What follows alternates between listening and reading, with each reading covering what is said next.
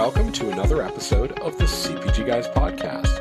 Our hosts, Sri Rajgopalan, Peter V.S. Bond, and Brian Gildenberg explore how brands and retailers engage consumers in an increasingly digitally driven world.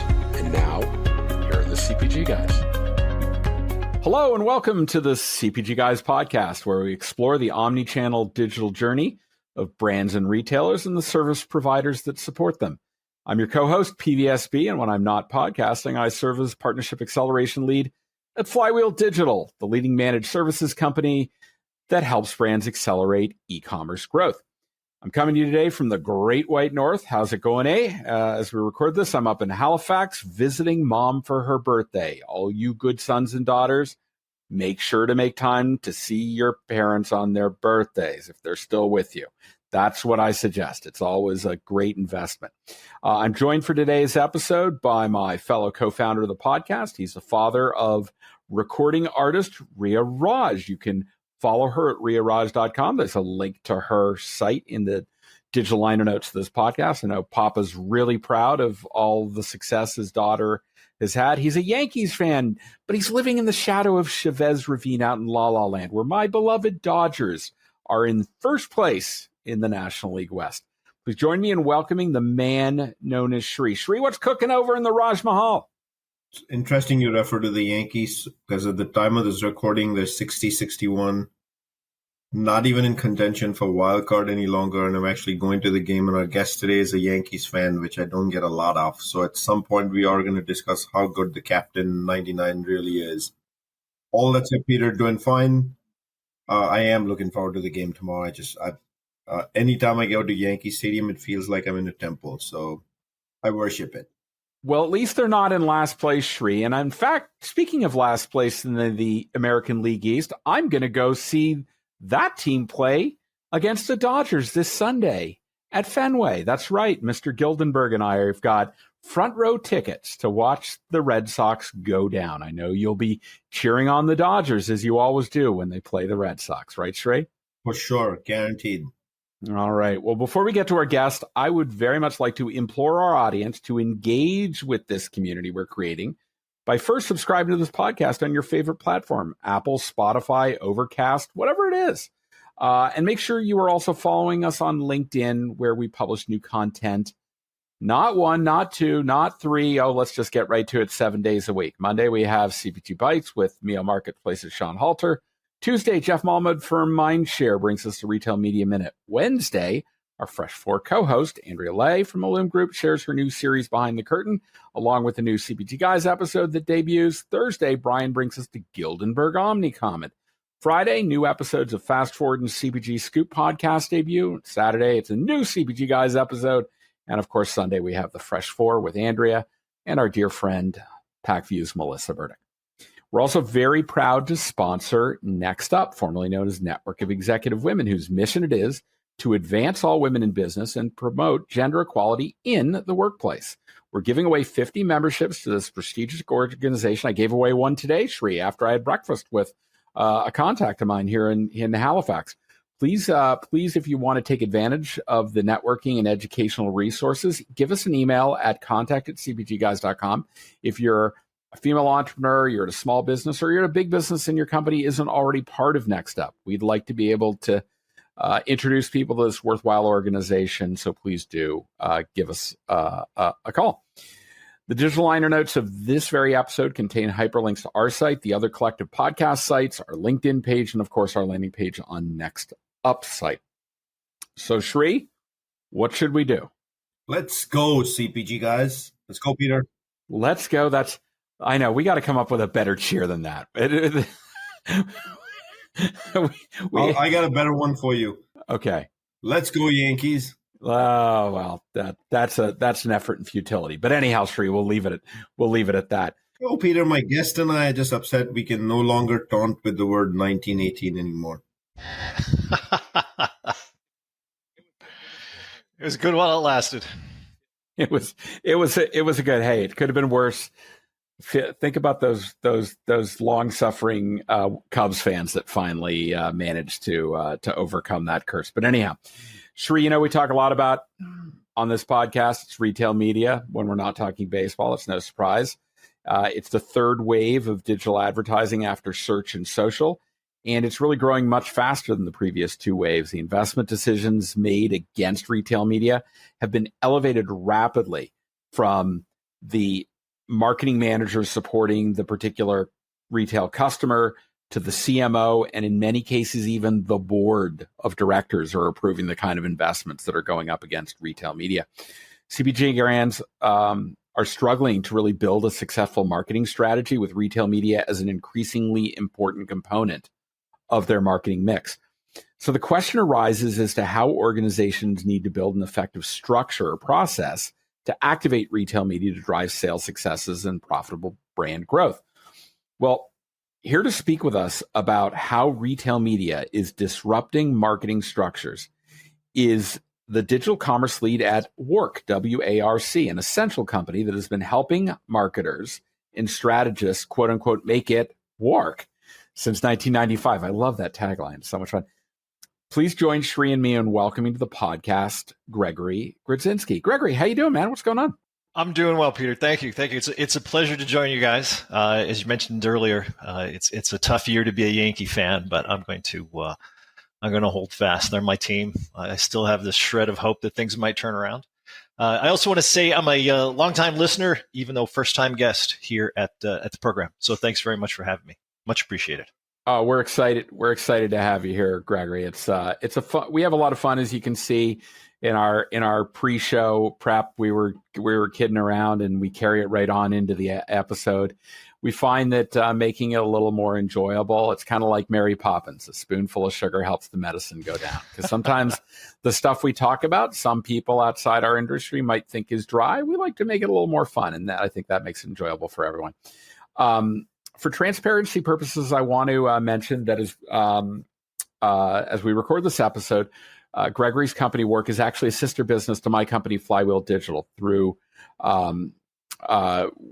We are part of a global company called Essential. We're in the process of splitting up, which is another story that you can all read about. But Greg, the kids will still stay together. We'll still stay in communication. But shortly, the digital commerce division is going to be spun off and listed under NASDAQ as Flywheel. But for the time being, we're still related. Let's have fun like family. The kids are still in connection with each other. But before we get to the questions we've prepared for our conversation, Gregory, would you please provide us with a high-level overview of WARC and really how your business helps brands? Also, I really want to understand a little bit more. You're actually involved in WARC's podcast, the WARC podcast. Can you tell us a little bit about this particular enterprise? Yeah, sure. I'd be happy to. So let me start with the first question. Tell you a little bit about WARC. WARC actually stands for the World Advertising Research Company, which explains a lot for people who might not be familiar with that term. We are basically a business intelligence group, and we're responsible for providing content in what we call a number of sections, a number of pillars is what we call them internally, which include digital commerce, which I'm involved with, as well as strategy, creative, and media. So we're just trying to stay on top of what's new and noteworthy and give our subscribers a place that they can come to, to stay on top of what's happening in the space. One of our mantras is marketing effectiveness. And I know that always sounds like it's an incredibly dry topic, but I think more and more these days, as you mentioned, people are starting to look and say, well, what's the effectiveness of what I'm doing? What am I getting for my investment? And that's right in the place where WARC lives. So we're pretty happy to have people start thinking in terms of, how effective is my marketing, not just how splashy it is or, how many likes did I get in social media. So that's the WARC part of it. As far as the podcast goes, we have a variety of different podcast formats. They usually consist of some candid conversations between our editors and guests, not unlike what you're doing here. We try and find the thought leaders in the space who can come and share with us, their views. We try and go down those avenues that might be a little less traveled. Try and bring a new perspective to the topics that are out there today. So I think in that way, we're probably similar to what you guys are doing here with CPG guys. We're trying to provide a service to our audience to let them know what's going on, give them one more touch point that they can use to kind of stay on top of a very fast changing space. Thank you, Gregory. That's a terrific summary. We're going to include in the digital liner notes of this podcast your LinkedIn profile, WARC's LinkedIn page, and of course, a link to the WARC podcast on Apple Podcasts. It's the most popular one out there, where people can learn how to access some of the research we'll be discussing. We'll probably even have a link to the landing page where people can go and inquire about the research that we're going to discuss. So I'm going to kick off our first question. I want to make reference to the fact that I became aware of this research that you had done, I believe in partnership with the Digital Shelf Institute. And it really centers around how marketing organizations are contending with the impact that retail media demands are having on their organizational structures. And so that's kind of the premise for this. So I want you to talk to us about, in looking at how retail media is disrupting marketing structures, of all the factors at play, what really prompted you to zero in retail media? Because there are a whole, it's like marketing mix modeling, right? There are a whole bunch of things that you got to tease out what contributes to what degree. Why retail media as being a major causal driver for organizational restructuring? Yeah, that's a good question. And as you mentioned, we did this research in conjunction with the Digital Shelf Institute, led by Lauren Levac. Like, we give her a shout out here. We had originally started this out looking at organizational transformation. We wanted to look and see how are organizations changing, and what was the cycle time on a change. And we were interested in exploring, okay, for instance, what's the average tenure of a CMO versus what's the average duration of a transformation, and how do those line up, and what issues arise from if those timelines don't line up. And when we started talking to people, the conversations invariably got down to talking about marketing and talking about the impact of retail media. People started talking about, the collapse of the marketing funnel, the collision of sales and marketing, the death of brand marketing as a result of the boom in performance advertising. And a lot of these things, not that I think all of these are accurate, say depictions or summaries of retail media, but these were the topics that just kind of kept bubbling up to the top. So, we figured, like good editors, let's follow the story. And if everybody's talking about retail media, there's probably a good reason for it. So that prompted us to start focusing our questions on the topic of retail media and really trying to get under the skin of it, find out, why is it that retail media seems to be so important, to everyone in the organization, not just the people in the marketing team? And it became pretty clear, for reasons that we'll get into, because, marketing is critically important. And retail media has to do with the relationships that you have with your customers, right? It's a fundamental change in those relationships. So as a result, those two factors right there kind of create these ripples that go through the rest of the organization. And it just seemed like it was the smart place to start for us. So long answer to a short question, but that's kind of how we ended up doing a study on retail media. Good to hear. And I heard you mention Lauren Levac. I think I have actually worked with her in a past life at Johnson & Johnson. Mm-hmm. You have one heck of a great teammate in her. Yes, I do. Also waiting to unpack details from the survey here today.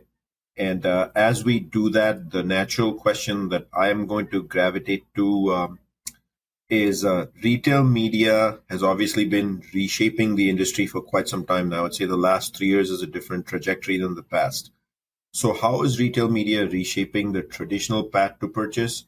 Very few have still figured out the full path to purchase that's omnichannel, and how have brands had to adapt, since I don't see a lot of that going on in brands even to the day. Well, that's a good question. I think the challenge with this is that everybody's trying to figure things out quickly. You hear the analogy, we're trying to fix the car while we're driving on the highway. We're trying to paint the plane while it's, in the middle of the air. I think the answer there is that there's a lot of work to be done to realize a lot of these benefits. We're seeing that retail media creates like a whole new set of touch points for consumers, and therefore creates a whole new set of opportunities for brands. As far as, getting into personalized marketing, when brands and retailers start sharing data, it creates a whole new avenue of opportunities for them to personalize their approach. We also talk about, mobile. I know a while back, mobile was the headline, not so much anymore, but it still continues to be the way most people are accessing the internet. And by making retail media available on a mobile platform makes it easier for consumers to access this anytime, anywhere. And by doing so, it gives brands this opportunity to reach shoppers, anytime, anywhere. Now, there's some ethical considerations about what data gets shared. I'm sure that those will be worked through. At this point, there's lots of talk about what could be done or what should be done. I don't think I've seen anything that looks like it's the final draft of that. But I think it's largely to be figured out. And I think that unknown factor is one of the reasons that so many people kind of gravitated towards the topic of retail media when we asked them about how their organization is changing to address, the transformation to digital. Gregory, right before we got on recording this episode, I was on a Zoom call with a major CPG's head of e-commerce. And we were talking about the fact that a lot of people in these large organizations still don't really understand how the relationship between a brand and a retailer when it comes to retail media is very much juxtaposed to their traditional engagement in how they operate. So from your perspective, what did you learn on how retail media is changing that relationship between brands and retailers? Well, I think the fundamental change is that now the brands are in a situation where their customers are now their media brokers, right? And it puts them in a situation where the retailer has a vested interest in trying to drive promotional investment in their platform. And, I think this came out of one of the old Cold War eras. The talk of the idea of trust but verify. So I think brands are now at a point where they've got this tremendous opportunity to collaborate with retailers. And it's reciprocal because retailers have this opportunity to collaborate with brands. But I think it's important that everybody agrees on, how we're going to be measuring this performance, and that we, hold each other accountable.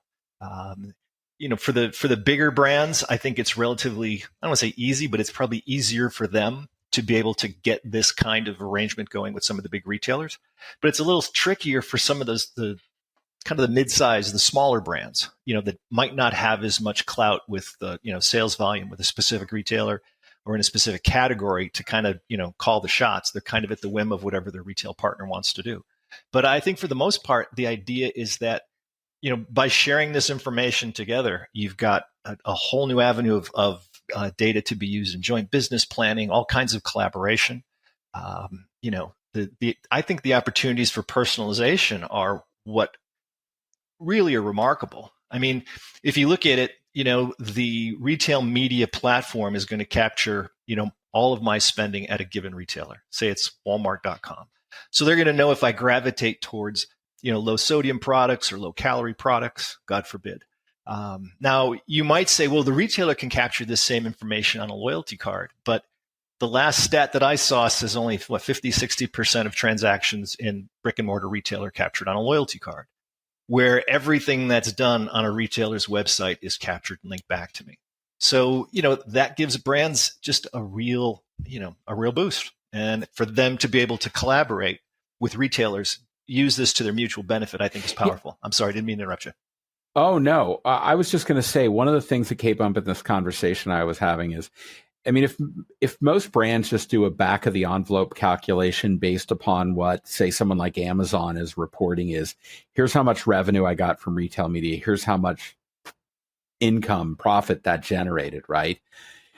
And then you bring that down to your brand level and you compare how much the retailer makes off of you versus how much you are making off of the retailer. Suddenly you'll realize that in many cases, they need you more than you need them. You are delivering much more to them. And that fundamentally, to me, changes the paradigm on how you think about working with they've been writing the checks to you for 100+ years, and suddenly you're writing checks to them.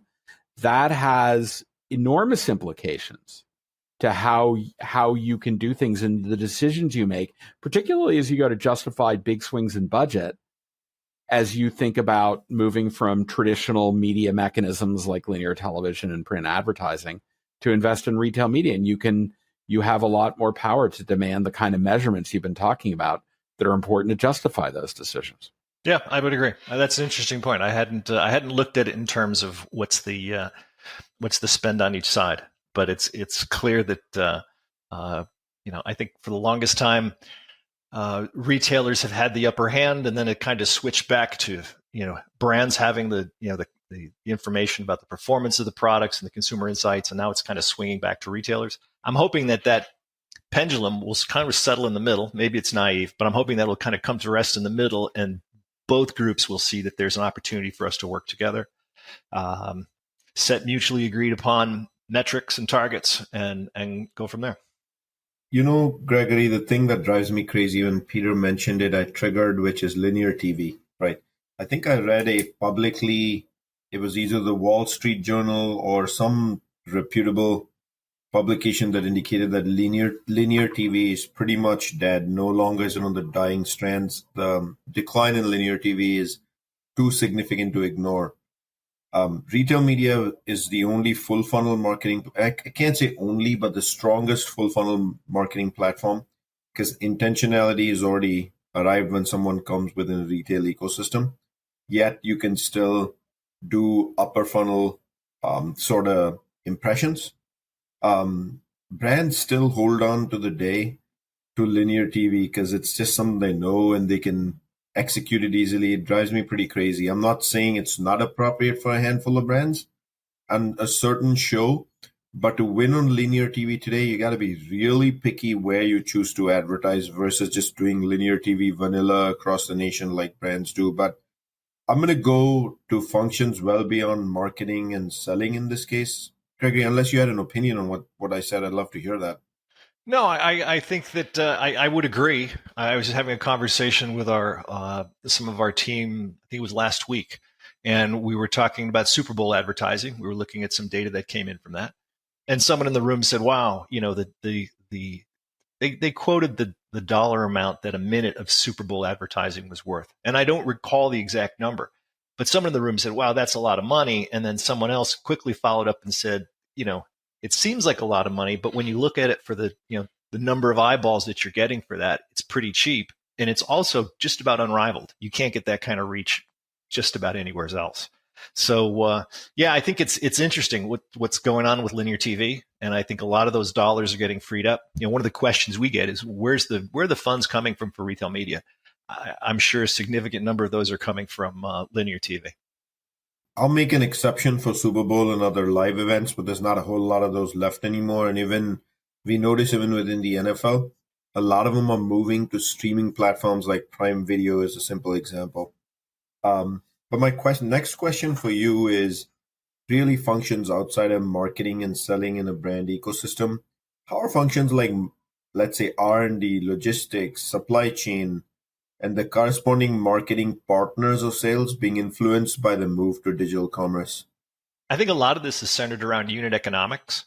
One of the things we started looking at before we kind of got into the whole retail media perspective was, what are the impact that this digital commerce has on things like package design and product formulation? So, one of the things that came out is that it's important that everybody throughout the enterprise understands, what digital commerce is all about. And that means understanding the unit economics, right? So, if we've got a package, is there a way we can make this product cheaper to ship because it's no longer arriving by a train car full that gets, pushed into a warehouse? Is there a way that we can make this product formula, safer to ship? Sometimes I notice a lot of detergents are moving towards concentrates and what have you, taking the water out of the formula. In some cases, the consumers are called upon to reconstitute it at home. In others, they use it in its concentrated form. But some of these chemicals, when they're concentrated, become items that can't be shipped according to the rules of Amazon. And I'm not as familiar with Walmart because these are very concentrated detergents that, somebody can get their hands on it, can get burned. So it's that end of it. It's, how do we make packaging that works for us both on the store shelf as well as the digital shelf so that we don't have to create, duplicate packages. It has to do with, inventory management. When I was prior to joining WARC, I had worked with Edge by Essential. And one of the things that we looked at was the impacts of out of stocks on Amazon. So one of the things that's different from selling online versus brick and mortar is with online, you have to be meticulous to make sure that your inventory is correct, because out of stocks, you get penalized for it. Unlike in a brick and mortar store, there's an empty spot on the shelf. When a new product arrives, it fills the spot and you go on. So what we saw with Edge was that when you went out of stock on Amazon, it actually could take you several weeks to resume your ranking in organic search, even once your product was already back in stock. So there's that punitive factor. So you can't ship more because Amazon won't accept it. And if you ship too little and you go out of stock, that's a problem. Well, this is a dynamic that most, most logistic and supply chain groups are not accustomed to having to deal with, shipping less than loads, more frequent, smaller loads. So throughout the organization, I think everyone needs to understand the economics of digital commerce and revise accordingly. And I think we're seeing, as we look across a number of brands, you can kind of see the players that are figuring this out quickly and moving ahead and the ones that are still struggling with it. Gregory, I'll thank you for not using acronyms. You just uttered out less than load, which the acronym is LTL for those of us in the industry. And part of our mantra here is to kind of break down the mystique behind those. So thank you for always being very descriptive in helping bring our audience along on this conversation. I want to remind our audience, of course, that Sri and I are speaking with Gregory Grudzinski. He is the digital commercial lead at WARC, an essential company. So let's get back to the research here, Gregory. What did you learn around what are some of the optimal KPIs that brands should be using to measure retail media performance? And does it differ across different types of campaign objectives? Well, the research that we've got, we had looked at a study that was done by BWG Strategy back in the beginning of 2023. And we don't have a breakout of which KPIs were used by specific objectives or by specific categories. So it's kind of a high-level view, but I think it's instructive nonetheless. What we saw, 84% of the respondents in the survey, this was the highest score, we're looking at either return on ad spend, I'll avoid calling that ROAS, or advertising cost of sales. Those were the dominant leads with 84% of respondents. About half of that, coming in at just over 40%, was cost per acquisition or just straight sales and order volume revenue. So those are pretty typical. I think when you start looking at effectiveness metrics, you get down to looking at, cost per click, share, et cetera, which is down around 25%. So it seems to me that there's, we've yet to really settle on what's the ideal metric. Interestingly, at the very end of this, at the lowest score, only 2% of the recipients said that new to brand was a key KPI for them. I think part of that has to do with some of the limitations of new to brand, the way it's calculated now, which has to do with the length of look back windows and, everyone's ability to figure out if I buy this product every 6 weeks, am I considered a new to brand shopper every time I pick up this product? I think developments like Amazon Marketing Cloud are going to help us to get clarity on this, on what is a legitimate new to brand shopper. And I think that will be huge. And then I think once we get to the point where brands are able to kind of merge data sets across different retailers, they can find out, okay, if I'm doing business with retailer A and I've got, X percentages is supposedly new to brand, how do I know that those aren't people that just purchased my product at another retailer? So I think as the data kind of becomes a little bit more mature and the collaboration comes together, I think we'll be able to answer those questions. But today, new to brand is along with video view rate are the two lowest KPIs that are being used. So that kind of surprised me about the new to brand. The video view rate actually does not surprise me, but new to brand, it's interesting to see that metric even make it in the list, even though you said it's rock bottom. I'm glad brands are taking an interest to actually try to see if they can get better household penetration, because most large brands feel they're everywhere. They have the store doors, they're in every pantry, that kind of stuff. But people shopping on apps and leaning on e-commerce is more the Gen Zennials. So you want to take advantage of the Gen Zennials for sure. And yeah, I see Peter smiling. I didn't make that word up. I actually learned it from GoPuff, so I got to give him credit. We talked about metrics and where the metrics sit and what's up top, what's up bottom, the BW strategy work you got that from. But let's talk a little bit about the challenges outside of the metrics and the economic piece that per order that you already described. What are some of the top challenges facing brands as they develop proficiency overall in digital commerce, period? Well, to give credit where credit is due, because this is some good work, and I want to make sure that the authors get credit for it. This is from the Profitero study on e-commerce from 2022. They've done some great work in this space. And they did a breakout of the top challenges between 2021 and 2022. Handling challenging pricing and profitability scenarios came up number one. So in both years, that was the big one. No surprise there. I mean, I think everybody's trying to figure out, pricing and profitability. The next couple down from that, which all seem to be around, say, 35% or better. Next was adapting existing supply chain to fit the demands of e-commerce. So it kind of picks up on some of the points that we had made previously.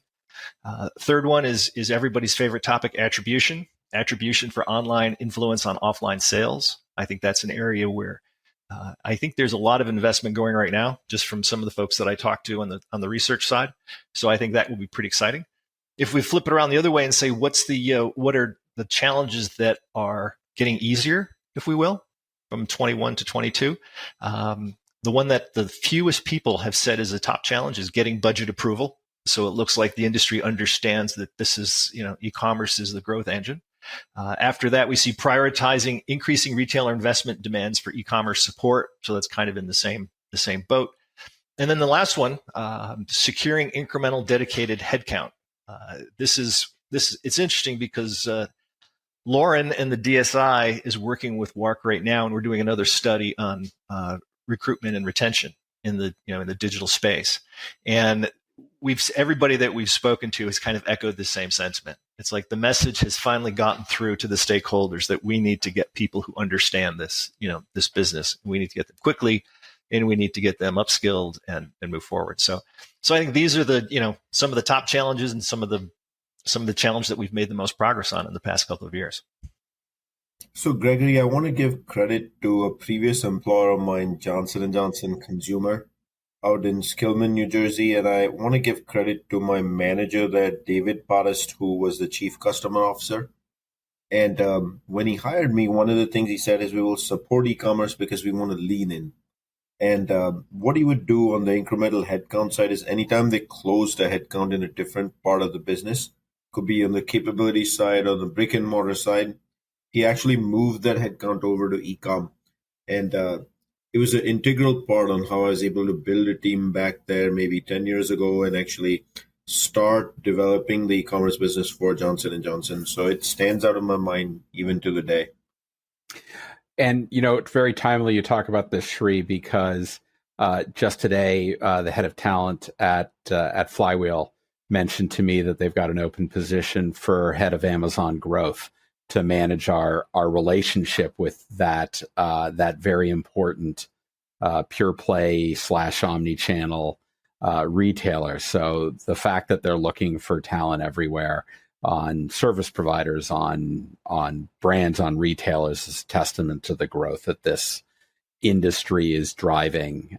Despite the effort and the talk about return to stores, it's still an important growth driver for all of the businesses in this e-commerce retail media ecosystem. Greg, your report presents some differing opinions regarding this concept around, okay, do I establish a center of excellence to drive digital transformation? Do I upskill the people that are in the current roles? I'd love you to take us through what you learned in your research around this. Yeah, this was particularly interesting. Just to go back a step, one of the things that we heard when we spoke to people about, big brands and digital natives and all these other, industry terms is they were saying the consensus was that in order to win in this space, you need to be nimble. You need to be able to pivot quickly. You need to, you just need to be understanding what's happening in the situation and respond to it. And in many cases, if you can either respond quickly or be a fast follower, you'll be okay, because there's people that aren't going to keep up. So the question is, how do you build teams to do that so that they have that, that skill? Well, one of the ideas was to create this center of excellence. And the benefit of a center of excellence is you've got this dedicated resource that can be measured. You can figure out what the cost structure is. You can lay out exactly what they're responsible for, and it becomes another functioning part of the organization. But the argument against it is, we just said that we need to be nimble and we need to be able to pivot quickly. And you're saying that the solution is to add another layer of corporate infrastructure. Exactly. So the question is, well, so which is it? You're making your organization bigger so that you can increasingly act like a smaller organization. Makes no sense. So we had explored a couple of different options, and there's pros and cons for each. For some companies, it's practical to go without a center of excellence. For bigger organizations, it's sometimes not practical. I won't call out any specific companies that we spoke with. I don't think they'd appreciate that, but I think you can make a case either way. But what I think was the most interesting idea that was offered up to us was from a guest on one of our shows, Brianna Finelli. And she appeared in a webinar of ours, and then she came on she was also quoted in the study. She's with Wavemaker. Really, really smart. She really understands this business. And her thought on what was the best practice is to create basically a center of excellence with planned obsolescence, if you will, right? Kind of an ad hoc group. So what we do is we say, hey, we're going to pull together a team. We're going to decide who's going to be on this thing. We're going to put together a charter. We're going to put together a budget. We're going to give them, the targets that they have to hit. We're then going to unleash this into the wild, and this group's going to do what they do as far as, upskilling people in the various, roles in the company. And then at the end of this 3-year period, we're going to assume that they've met their objectives. We disband the center of excellence and send everybody back to their original places. And I think this seems to make the most sense to me. I mean, I can remember a number of years ago, there used to be a director of digital marketing. Well, now every director of marketing needs to understand digital, so that title has kind of gone away. And I think once we can get organizations to that point where digital is ingrained in everything that they think and say and do, I think you can make a case to say it becomes self-sustaining at that point, and having this additional tier is probably not necessary. At least that's the opinion that I've got from talking to the folks that we did. And I don't know, Sri, you had it looked like you might have agreed with this 3-year ad hoc approach. Is that would that be correct? Yeah, I've been in circumstances in my career for a decade with COEs. None of them ever planned for obsolescence. I think the highest success model for this is you can't continue to have over the course of time a handful of people knowing the space and isolating your brick and mortar veterans. It's the reason that brick and mortar veterans really don't adopt e-commerce is because organizations have done a very bad job of educating them and taking them along the way with them. The best way to do that is do exactly what you said.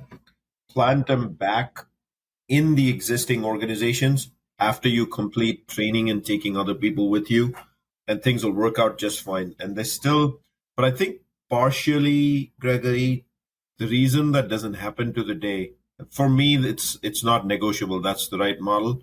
But I think the reason it doesn't happen to the day is because the COE gets filled with people who are very digitally centric and don't understand the brick and mortar world and are very resistant to partnering or working with brick and mortar sort of certified experts.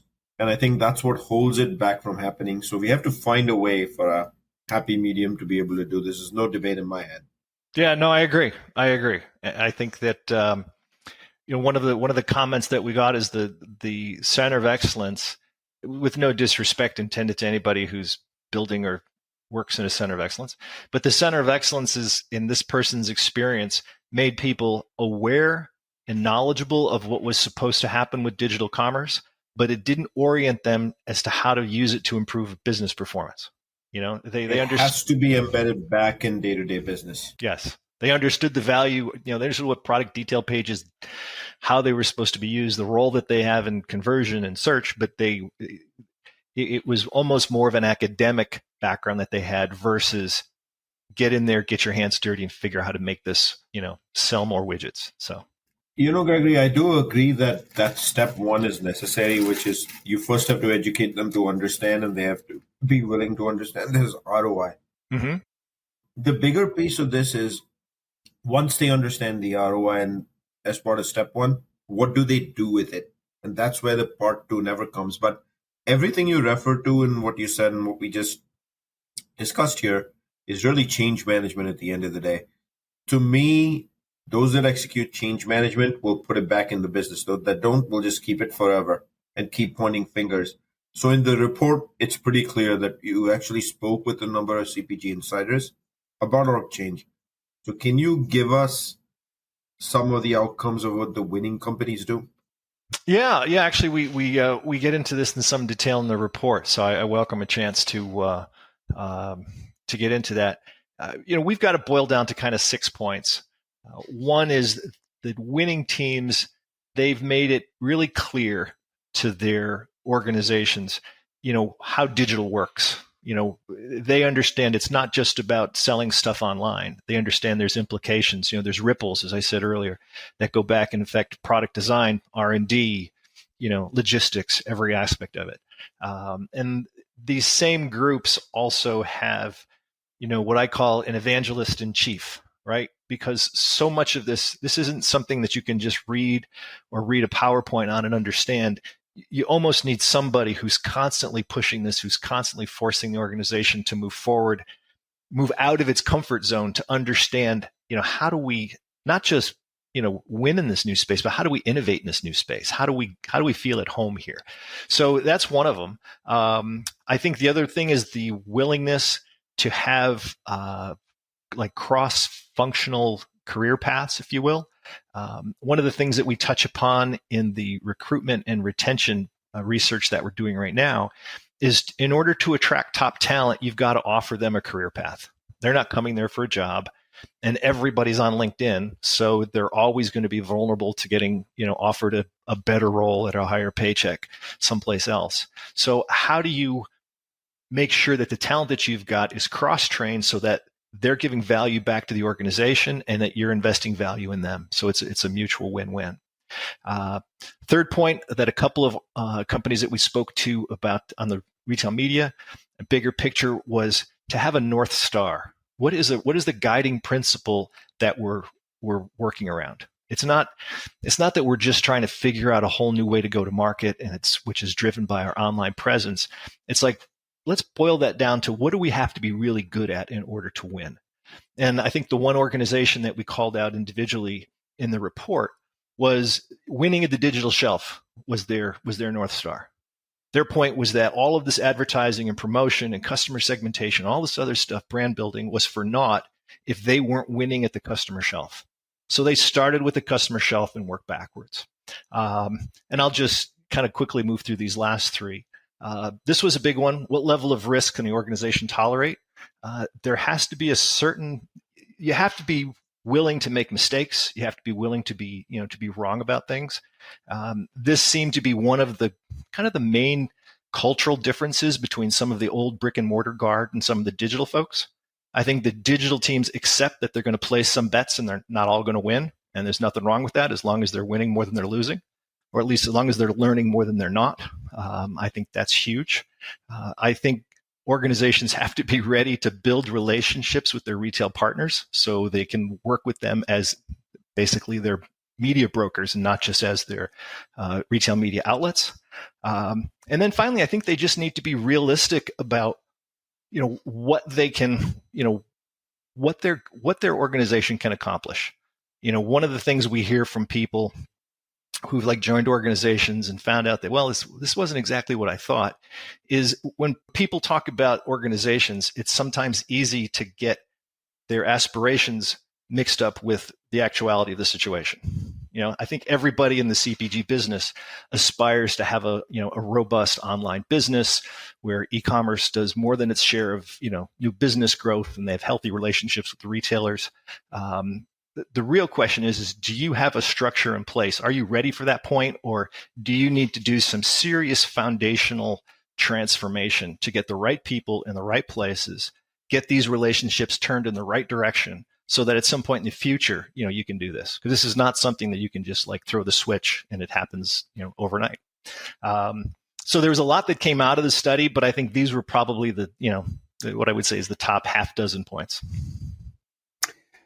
Let me remind our audience, please go and visit cpgguys.com. You can find all of the episodes we publish. You can filter them and find the topics that are of most interest to you, things like retail media, links to CPG Guy Fast Forward, the FMCG Guys and CPG Scoop, our sister podcasts. And if you think your company has some thought leadership to contribute to our community discussion the way Gregory did today, drop us an email at contact@cpgguys.com, and maybe you can join us for a future episode of the CPG Guys. And while you're on our site, please drop us a rating on the navigation bar at the top. We've got over 24,000 followers. And the way we become visible to a lot of people on podcast platforms like Apple Podcasts and Spotify is you got to feed the algorithm. You've heard that term in many cases. And the way you do that is you give us a star rating. You can give us any number you want. I know, Shri, your favorite number is 5. It's my favorite number too. So if you're inclined to honor us with our favorite numbers, that would be great. Wasn't that subtle, Greg? That was suave. That was suave. You guys are pros. I know. But seriously, we'd love your feedback, and write a review because we want to know what you want us to talk about. We want this podcast to be reflective of the interest the community has. Gregory, thanks so much for joining us today. I'm going to put a link in the digital line notes of this episode to the page where people can learn how they can get their hot little hands on this really, really interesting report you've produced. But thank you so much for joining us. Thank you, Peter. It was a pleasure. I hope your listeners find this useful. And Shri, thank you very much for your time as well. All right. Well, thank you, Gregory. So Shri, thank you so much for co-hosting. I would love if you could highlight a couple of the really salient points that Greg surfaced. And I know there were a couple that I could see the twinkle in your eyes and really piqued your curiosity. So I'd love to know what some of the things you heard that you really liked. Oops, I made it that clear, huh? Yeah. Gregory, first of all, thank you for joining us and making time for us on the show today. We started up top, Peter, with discussing this is all about marketing effectiveness at the end of the day, and that's what retail media should be all about at the end of the day. And that within marketing effectiveness, retail media being a big deal, we jumped from there to some of the entire conversation was about the research results and what we learned, right? And about how organizations are really changing. And one of the challenges right up front was we're all learning real time over here to figure out outcomes from retail media, which doesn't make it easy. And that Gregory pointed out nicely that ethical considerations on data share is something to really pay attention to as this develops even further. And then how do we hold each other accountable on the metrics part of this? And how do we also keep it consistent from one retail platform to another platform or one brand to another brand in terms of what are you really measuring out there? And if you're a small brand, will you really get the data that you seek to be able to get the measurement right? And then we identified the opportunity for personalizations via retail media versus loyalty cards, very eloquently explained by Gregory. For those of you listening to this piece, go back and hear that explanation from Gregory a second time, which was very helpful for me. And then the fact that economics of digital commerce still need further examination because it won't be perfect every single time. And then we decompose the word LTL for a reason. People should pay attention to what LTL means in the e-commerce world because most of the orders that come in are still very much LTL. Then we jump to the BW strategy side, talked about ROAS. It's fascinating to me that still rises up top as a metric. And then the ad cost of sales. What was rising to the top was still the consumer acquisition cost, the order cost, And the fact that no one is still really settled on what is the ideal metric, and which right up front, Gregory said that.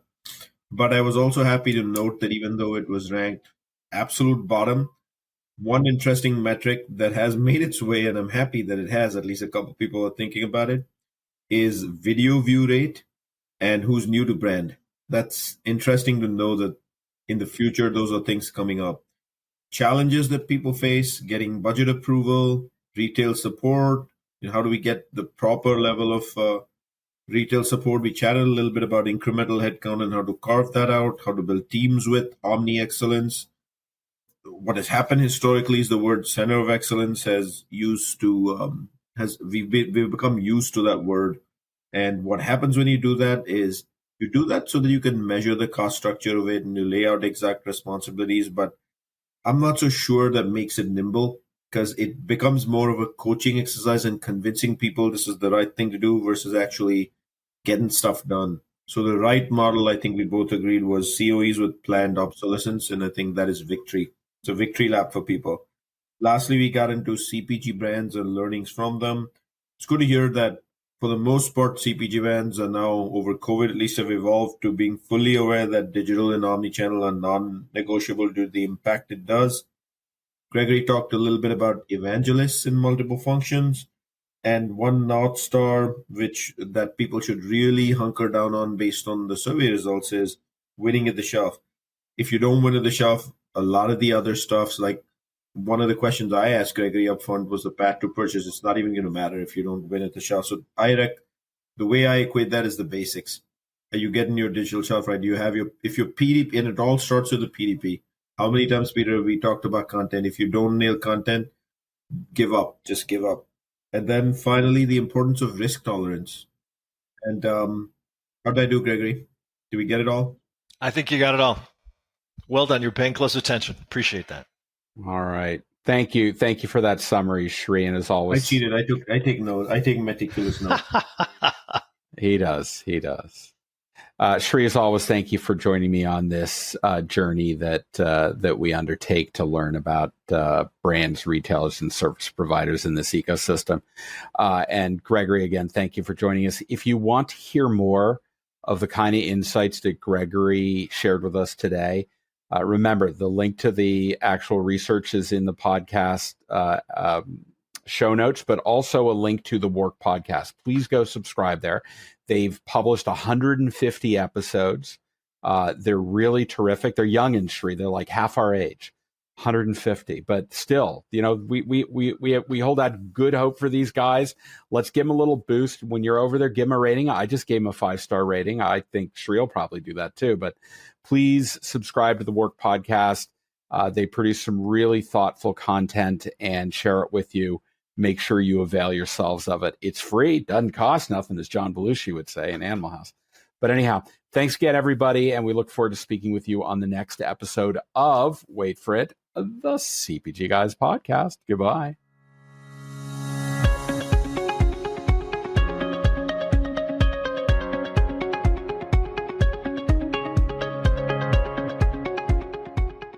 The content in this podcast episode is provided for general informational purposes only. By listening to our episode, you understand that no information contained in this episode should be construed as advice from CPG Guys LLC or the individual author, hosts, or guests, nor is it intended to be a substitute for research on any subject matter. Reference to any specific product or entity does not constitute an endorsement or recommendation by CPG Guys LLC. The views expressed by guests are their own, and their appearance on the program does not imply an endorsement of them or any entity they represent. The views expressed by CPG Guys LLC do not represent the views of their employers or the entity they represent. CPG Guys LLC expressly disclaims any and all liability or responsibility for any direct, indirect, incidental, special, consequential, or other damages arising out of any individual's use of, reference to, or inability to use this podcast or the information we present in this podcast.